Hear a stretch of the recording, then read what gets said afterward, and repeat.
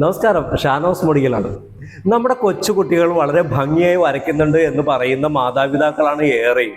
പക്ഷെ 4 മുതൽ 8 വയസ്സ് വരെ പ്രായമുള്ള കുഞ്ഞുങ്ങളെ എങ്ങനെയാണ് ഏറ്റവും നന്നായിട്ട് ഒരു ആർട്ട് ട്രെയിനിങ് കൊടുക്കേണ്ടത് എന്ന് എല്ലാവർക്കും വളരെ സംശയമാണ്.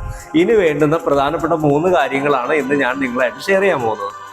അതിൽ ഒന്നാമത്തത്, നമ്മുടെ കുട്ടികൾ ചുമരിൽ പെൻസിൽ കൊണ്ടും ചോക്ക് കൊണ്ടും വരയ്ക്കുന്ന സ്വഭാവക്കാരാണെങ്കിൽ അവർക്ക് ആവശ്യമായ കളറിംഗ് ബുക്കുകൾ, വരയിടാത്ത പ്ലെയിൻ പേപ്പറുകളൊക്കെ, പ്ലെയിൻ ബുക്കുകളൊക്കെ വാങ്ങിച്ചു കൊടുത്ത് അവരെ വരയിലേക്ക്, പേപ്പറിലേക്ക് ആകർഷിക്കുക എന്നുള്ളതാണ് മാതാപിതാക്കൾ ചെയ്യേണ്ട ഒന്നാമത്തെ കാര്യം.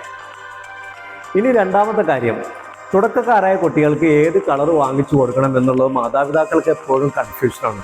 കുട്ടികൾക്ക് ഏറ്റവും നല്ലത് തുടക്കത്തിൽ വാക്സ് ക്രയോൺ തന്നെയാണ്. നല്ല പേപ്പറിൽ നന്നായിട്ട് കളർ ചെയ്യുമ്പോൾ അവരെ കൈ ഒന്ന് സ്റ്റിഫ് ചെയ്യാനും കൈയുടെയും കണ്ണിൻ്റെയും ബ്രെയിനിൻ്റെയും ഒക്കെ കോണ്ടാക്റ്റിങ് കറക്റ്റ് ചെയ്യാനൊക്കെ ഈ കളറിങ് അവർക്ക് വളരെ ഉപകാരപ്രദമാണ്. അതിനുശേഷം കുറച്ച് നാൾക്ക് ശേഷം പതിയെ അവരെ ഓയിൽ പേസ്റ്റൽസിലേക്ക് മാറ്റുന്നതായിരിക്കും ശരിയായ പെയിൻറ്റിങ് ഡ്രോയിങ് രീതി. ഇനി മൂന്നാമത്തതും പ്രധാനപ്പെട്ടതുമായ കാര്യം പറയട്ടെ. നമ്മുടെ കുട്ടികളെ ചിത്രകല പഠിപ്പിക്കാതിരിക്കുക എന്നുള്ളതാണ് ഏറ്റവും പ്രധാനപ്പെട്ട കാര്യം. കാരണം നമ്മുടെ കുട്ടികൾ ഓരോരുത്തരും അവരുടേതായ രീതിയിലും വ്യത്യസ്തമായ കഴിവുകളും വരയിലും വർണ്ണങ്ങളും വ്യത്യസ്തമായ ചിന്താഗതിയിലുമുള്ള കുട്ടികളാണ്.